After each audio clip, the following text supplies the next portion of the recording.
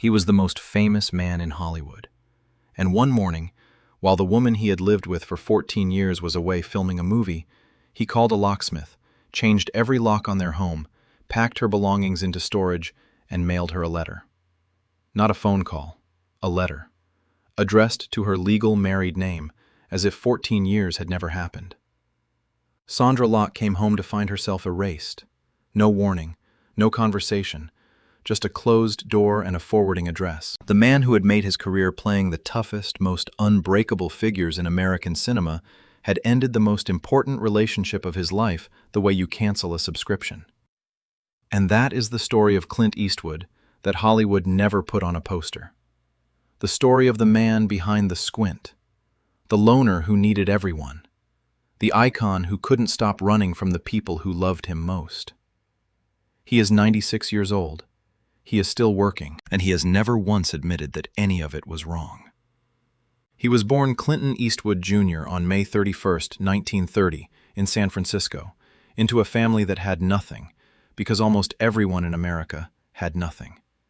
The Great Depression had taken everything that wasn't nailed down, and Clint's father, Clinton Sr., spent the decade moving his family up and down the California coast, following any job that would have him. They lived in Sacramento. They lived in Piedmont. They lived in Pacific Grove. They lived in Redding. Young Clint attended 11 different schools before he reached high school. He was the permanent new kid, the boy who arrived knowing no one and left before anyone could know him. He grew up learning that attachments were temporary, that you could be gone before you unpacked, that the safest place to be was inside yourself, where nobody could take anything away. He was taller than everyone his age, broad-shouldered, good-looking in the way that made people uncomfortable because it seemed unfair. And yet he was, by every account, profoundly shy, quiet, watchful, the kind of boy who stood at the edge of rooms and observed rather than participated. Nobody who grew up with him would have pointed to Clint Eastwood and said, "That one is going to be the most famous face in the world for 60 years. He graduated high school and took whatever work he could find. He dug swimming pools. He worked in a steel furnace. He pumped gas. He felled trees as a lumberjack in Oregon. He was a young man in post-war America with a strong back and no particular direction. And then the Army drafted him, and what happened next almost ended the story before it started. It was 1951. He was hitching a ride on a Navy torpedo bomber near the coast of Northern California when the plane's engine failed. They ditched into the Pacific Ocean in the dark, in water cold enough to kill a man in minutes. Eastwood and the pilot swam through the rough, freezing ocean for what they later estimated was several miles before reaching shore. He was 21 years old, half frozen, standing on a beach in the dark in the middle of the night, and alive. He later said it was the moment he understood, at a level beneath thought, that the rest of his life was borrowed time. After his discharge in 1953, a friend told him he should take a screen test. He did. Universal Pictures gave him a contract. Not because they saw a star, because he was tall, he was handsome, and he was cheap. His first credited role was a laboratory technician in a creature feature. He was not the creature. He was barely in the film. He was 23 years old, and Hollywood had already decided he wasn't interesting enough to watch. For 6 years, he was nobody. He showed up. He auditioned. He took whatever he could get. And then a television producer named Charles Marquis Warren gave him the role of Rowdy Yates on a Western called Rawhide. And for the next 8 years, Clint Eastwood was on American television screens every week. Audiences loved him. Film directors ignored him. In Hollywood, in the late 1950s and early 1960s, if you were a TV cowboy, you were furniture. You were not a movie star. You were something people watched while eating dinner, and no serious director was going to put you on a cinema screen. Which is why the call that changed everything did not come from Hollywood. It came from Rome. A director named Sergio Leone was making a low-budget Western in Spain, using Italian money, an Italian crew, and a script borrowed, without permission, from a Japanese samurai film. He wanted Henry Fonda. He couldn't afford Henry Fonda. He wanted James Coburn. James Coburn cost too much. Someone mentioned the TV cowboy from Rawhide. Leone watched a few episodes and saw something that nobody in American television had noticed. Beneath the performance, there was almost no performance at all. Eastwood played stillness the way other actors played emotion. He could fill a frame with a look and say more than most actors said in a monologue. Leone thought he looked like a mask, an ancient, weathered mask of a man. He offered him $15,000 and a Mercedes-Benz to come to Europe and make a film that nobody expected to matter. A fistful of dollars. For a few dollars more.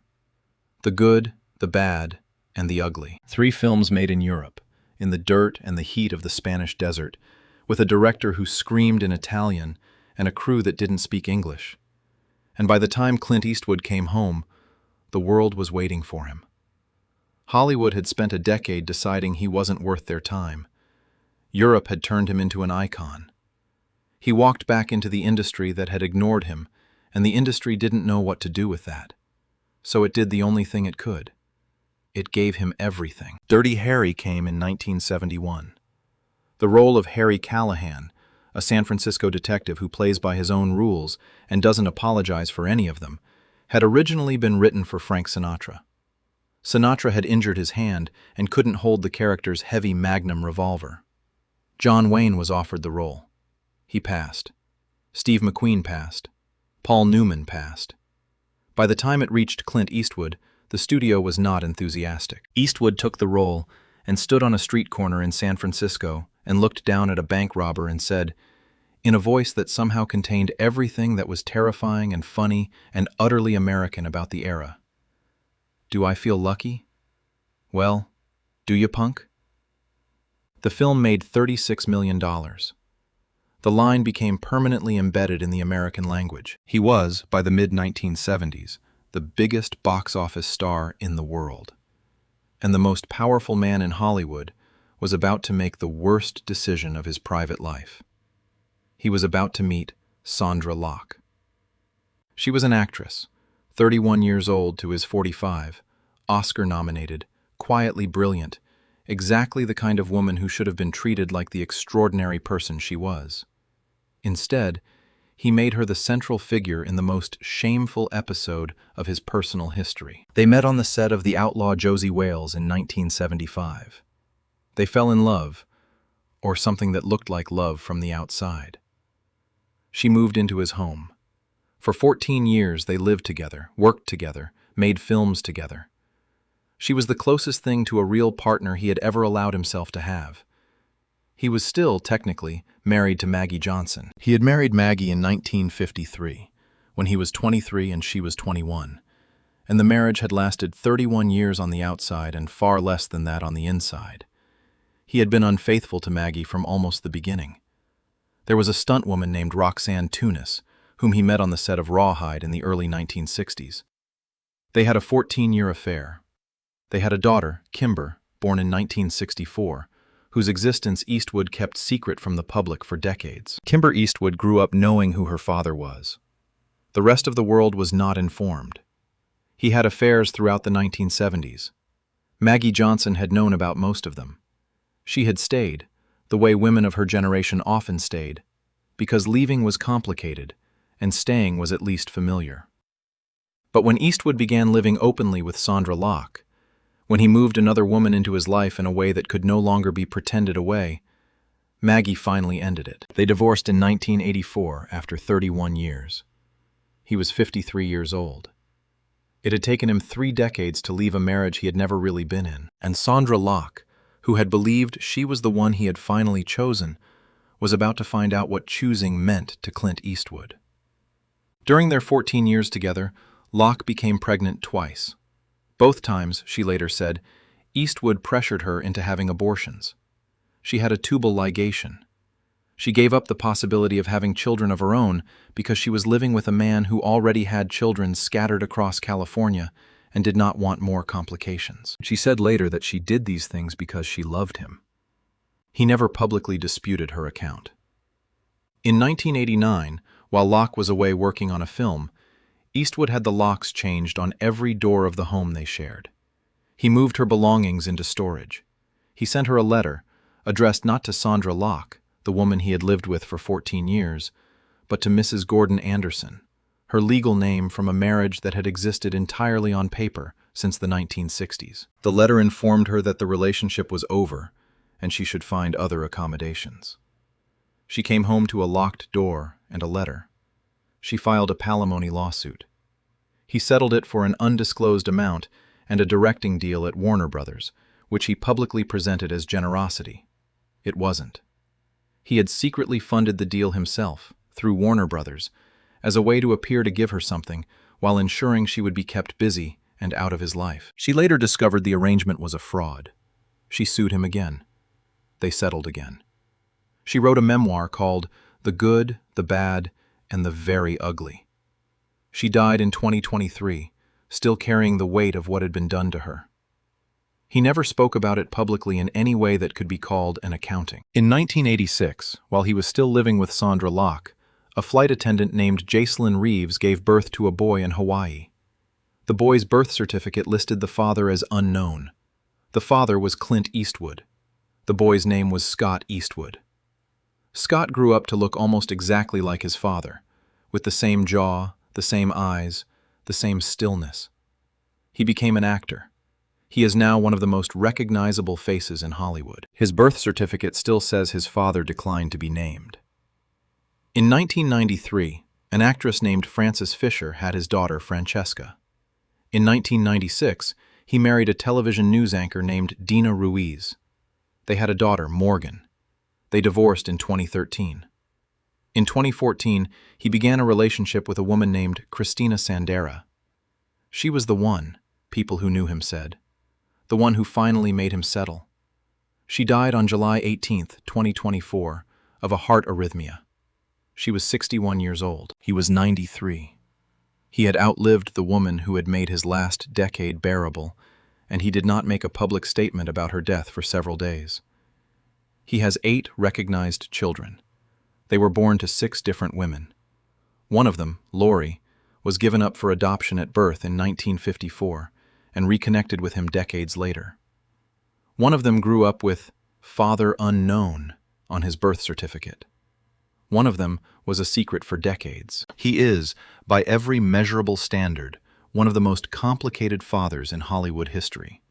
He once said, "They say all marriages are made in heaven, but so are thunder and lightning." He once said, "There's only one way to have a happy marriage, and as soon as I learn what it is, I'll get married again." He once said, "Don't let the old man in." That last one is the most honest. It is also his entire philosophy, applied not just to aging, but to everything. Don't let the old man in. Don't let the past in. Don't let the consequences in. Don't let the women you've hurt back through the door. Keep moving. Keep working. Keep making films. He directed a legal thriller called Juror Number 2 in 2024, when he was 93 years old. He showed up on set every day. He made his decisions. He went home. He is 96 years old. He lives in Carmel, California, in the town where he was once the mayor, in a house on a coast that looks nothing like the Spanish desert where he became a legend. He has outlived the era that made him. He has outlived several of the people he hurt. He has outlived, so far, most of the reasons anyone had to be angry with him. He wakes up every day and refuses to let the old man in. Whether that is wisdom or stubbornness, or a very sophisticated way of never having to apologize, is a question that only Clint Eastwood knows the answer to. And Clint Eastwood has never been the kind of man who answers questions he didn't ask himself first. If his story moved you, take a moment to like and subscribe. We tell the real stories behind Hollywood's greatest legends. I'll see you in the next one.